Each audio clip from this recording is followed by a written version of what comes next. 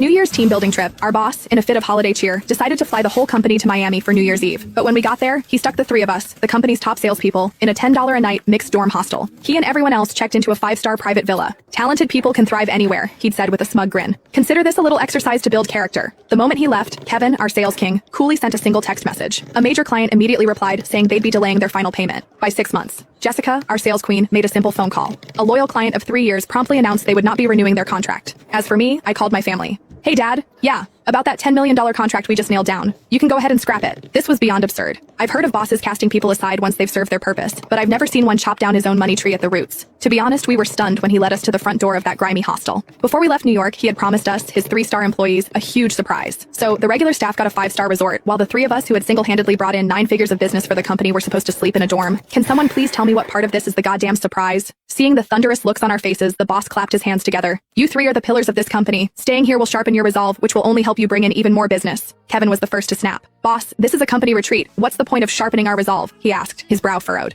And why do the other employees get a 5-star hotel while we don't? That's when the boss's wife, Brenda, let out a derisive snort. Oh, Kevin, don't play dumb. My husband, Richard, has too soft a heart. He pays you salespeople far too much in commission. The millions you three take home every year have left the company with no money for your hotel rooms. Her words hit us like a slap in the face. So that was it. They thought we were overpaid. But our commission structure was written in black and white in our contracts. We earned every penny based on our performance. And sure, our commissions were high, but the profits we brought in for them were 10 times higher. The moment I pointed this out, Brenda just smirked.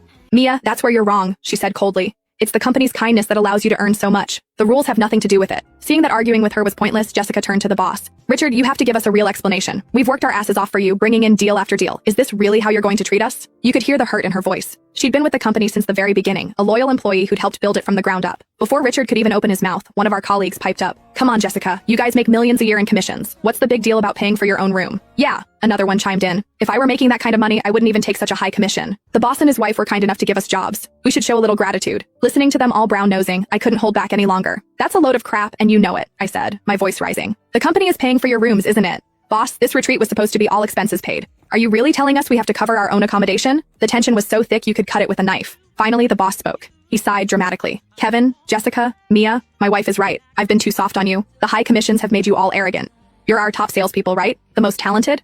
Well, talented people can thrive anywhere. This is my final decision. Now stop making trouble. With that, he turned and led the rest of the staff toward their 5-star paradise, leaving the three of us standing on the curb in front of a sketchy $10 hostel. The second he was out of sight, all three of us pulled out our phones. We all made our calls, then put our phones away in near perfect sync. Kevin spoke first, his voice dangerously calm. If he wants to play dirty, so can I. That $3 million payment can wait another 6 months. Jessica shrugged. Don't worry about my end. That major client I've managed for 3 years won't be renewing their contract next year. I offered a sheepish smile.